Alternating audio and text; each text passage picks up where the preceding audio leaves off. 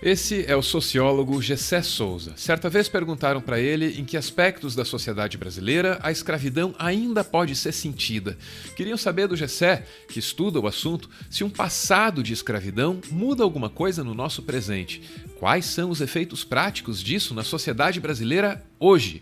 E a resposta dele começa com literalmente tudo. Com a escravidão, o Brasil aprendeu a naturalizar a miséria e o sofrimento alheio. O Brasil manteve essa subhumanidade até os dias de hoje. Nós não somos filhos de Portugal, né? Isso é uma maldade muito grande dizer isso para os portugueses, nós somos filhos da escravidão. Gessé explica que nós não nos importamos com a dor e com o sofrimento dos pobres. As evidências empíricas disso são claríssimas como a luz do sol, inegáveis para qualquer pessoa de boa vontade, é o que ele diz na entrevista. A polícia mata pobres indiscriminadamente e faz isso porque a classe média aplaude. O sistema econômico, ele nunca é só econômico. Ele não é só para explorar o outro.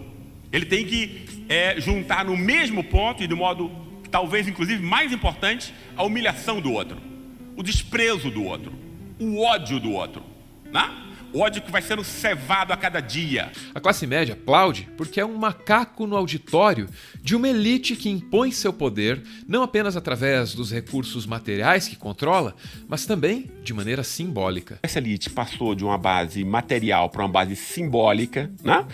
Comprando a intelectualidade, comprando universidades, jornais, editoras, etc., né? Para colonizar o quê? A cabeça das pessoas, especialmente da classe média. Hoje, a gente vai arranhar a superfície da obra de Gessé Souza, torcendo para que cada instante desse vídeo seja um incentivo para que você mergulhe profundamente na obra dele.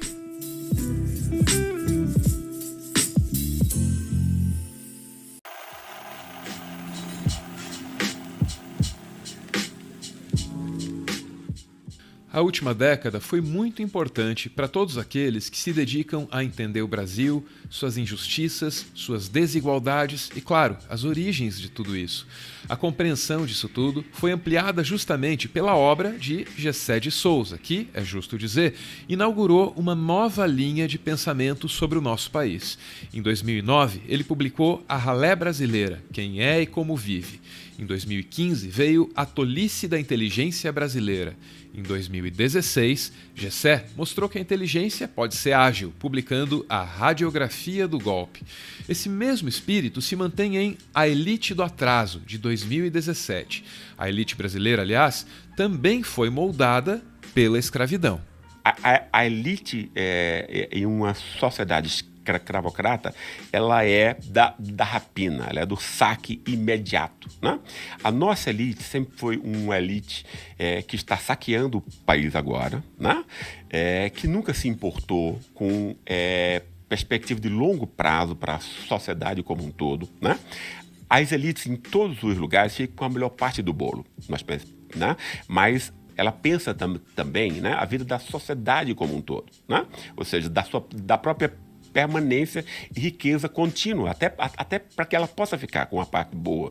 A nossa, nem essa inteligência ela tem, né? O nosso país está sendo vendido, né? Porque ela pensa nos 5 minutos. Agora, como é que eu posso roubar petróleo, roubar água, né? Comprometer o futuro de 200 milhões, né? E que se danem isso. É a escravidão que dá a cara para a elite brasileira e para os seus métodos, mas isso não significa que, ao longo da história, essa elite não tenha se transformado. Um momento decisivo para fazer a elite brasileira ser o que ela é veio na década de 1930. Naquela oportunidade, a elite de São Paulo, dona das fazendas de café e das grandes indústrias, perdeu o poder político para Getúlio Vargas. E essa derrota das elites aconteceu graças a um movimento de classe média. Uma classe média que, àquelas alturas, ainda era uma novidade dentro da estrutura social brasileira. Quando ela viu que não iria recuperar o Estado, no caso de Getúlio, tentou uma retomada do Estado pela via militar, perdeu. O que foi que essa elite pensou? Aí essa elite fez um plano dela, que demora até hoje, de como ela pode, ideologicamente, dominar a sociedade. Foi isso que essa elite percebeu muito rapidamente. Como você acabou de ouvir, a elite aprendeu rápido e se adaptou. Foi a partir daquela derrota, na década de 30, que ela percebeu que precisava exercer a dominação de maneiras diferentes diante da classe média e da ralé. A ralé é persuadida pelo poder do cacetete. A classe média é persuadida pelo poder do microfone. E o que essa elite vai imaginar o que é? Eu tenho que transformar, quer dizer, eu posso descer o pau nos novos escravos, que é a ralé, na classe trabalhadora, como fez aqui, mas com a classe média, que ela precisa da classe média, porque é a classe média que exerce a dominação. A elite é muito pequena, ela precisa dessa relação carnal com a classe média, então ela não pode simplesmente descer o pau na classe média, ela tem que convencer, ela tem que seduzir, conquistar a classe média. Né? E a classe média, então, você vai montar todo um aparato simbólico, jornais, venais, comprados, essa imprensa de latrina que nós temos até hoje, começa aí.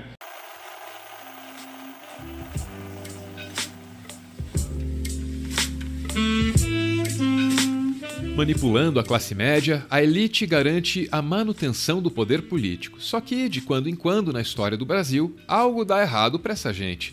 Às vezes, encontrando uma brecha nesse plano tão bem articulado, surge um governo prometendo reduzir a desigualdade. Qualquer um que ameace, ainda que muito timidamente, mexer nessa estrutura social, atiça a ira, tanto da elite quanto da classe média. A elite precisa que os pobres continuem pobres para explorá-los com mais facilidade. A classe média precisa que os pobres continuem pobres para isso também, porque não gosta de fazer seus trabalhos domésticos. Mas tem outra razão. Se a classe média encontra um pobre no aeroporto, por exemplo, ela se sente usurpada em seus privilégios. Era a raiva do pobre. Não quero que esse cara chegue à escola. A escola dele não pode ser boa. Não pode comer iogurte. Não pode se alimentar, não pode ter a roupa que eu tenho. Não pode ir para o shopping center que eu uso. O ódio ao pobre é a razão pela qual qualquer um que chegue ao poder falando em reduzir desigualdades é logo expelido para as margens do sistema político. Só que esse ódio ao pobre ele não pode ser assumido verbal, frontalmente, porque ele contraria valores principalmente cristãos. É nesse ponto que elite e classe média arrumam um pretexto, o pretexto da luta anticorrupção. E aí, como a classe média não pode assumir como discurso público, agora pode, que a gente está chegando à beira do precipício moral e político. Mas antes ela não podia assumir, você inventa o pretexto perfeito, que é a corrupção. Você transforma o canalha em herói da moral nacional. O controle do Estado é essencial para que a elite continue sendo a elite. É através do Estado que a elite acessa o que é meu e o que é seu. Essa elite precisa do Estado para roubar. Quem rouba é a elite, primeiramente. Ela rouba de que modo? Primeiro, ela assalta o orçamento público.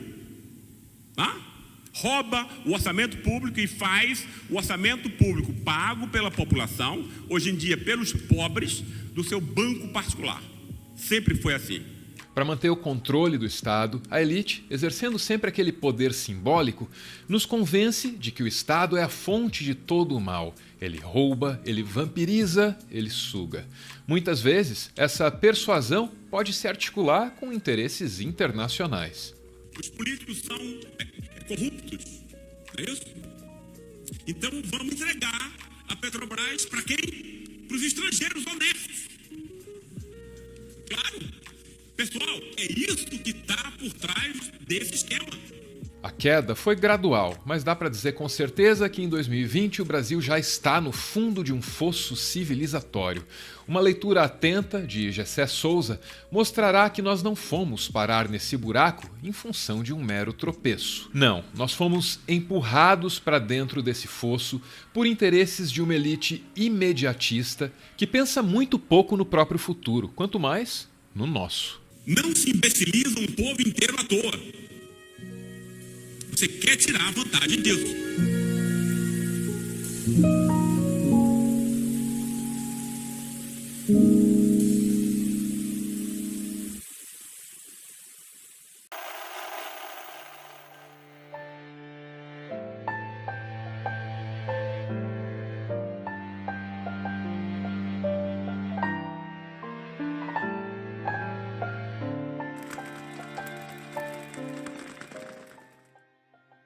Muito obrigado por ver esse vídeo até o final. O Meteoro é mantido graças a uma campanha de financiamento coletivo. Quem participa aparece aqui no finalzinho para receber o nosso agradecimento. Hoje a gente vê aí o Matheus e a Mariana, para quem ele dedica a mensagem que segue. Oi, princesa! Sou muito feliz de te ter ao meu lado e não existe nada nesse mundo que te pague pelo bem que você me faz. Você é tudo para mim. Te amo demais. Beijo, gente. Valeu!